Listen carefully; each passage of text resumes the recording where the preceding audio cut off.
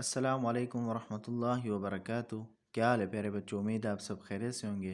प्यारे बच्चों, आज हम लेसन नंबर 19 पढ़ेंगे। आपने इसके ऊपर अच्छी तरह तवज्जो करनी है, अच्छी तरह से इसको याद कर लेना है। ठीक है प्यारे बच्चों, आपकी तवज्जो सारी यहाँ पे होनी चाहिए। अब हम इंशाल्लाह सबक शुरू करते हैं। आपने यहाँ तवज्जो करनी है। أعوذ بالله من الشيطان الرجيم. سورة الفجر مكية. بسم الله الرحمن الرحيم.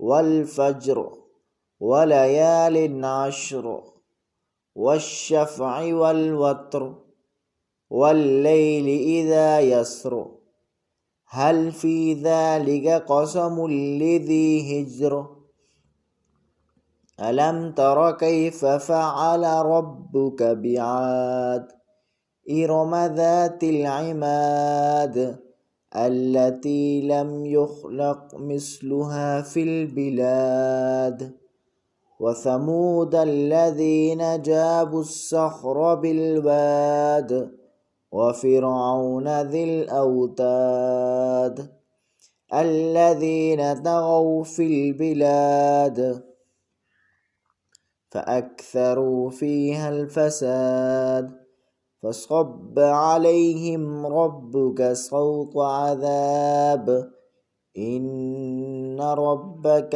لبالمرصاد فأما الإنسان إذا ما ابتلاه ربه فأكرمه ونعمه فيقول ربي أكرمن وأما إذا ما ابتلاه فقدر عليه رزقه فيقول ربي أهانن كلا بل لا تكرمون اليتيم ولا تحاضون على طعام المسكين وتأكلون التراث أكلا لما وتحبون المال حبا جما كلا إذا دكت الأرض دكا دكا وجاء ربك والملك صفا صفا وجيء يومئذ بجهنم يومئذ يتذكر الإنسان وأنى له الذكرى يقول يا ليتني قدمت لحياتي فيومئذ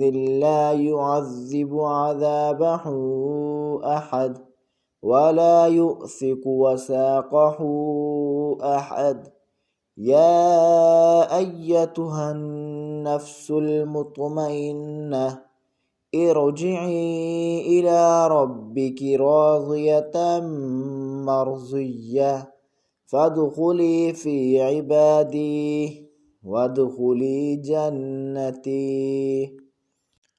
ठीक है प्यारे बच्चों, उम्मीद है मेरा यह सबक आपको अच्छी तरह से समझ आ गया होगा। आप इसको अच्छी तरह से याद कर लें, उसके बाद फिर इंशाल्लाह अगला सबक पढ़ेंगे। ठीक है प्यारे बच्चों, अब मैं आपसे इजाज़त चाहता हूँ। दुआओं में याद रखें। अस्सलामु अलैकुम वरहमतुल्लाहि वबरकातुहू।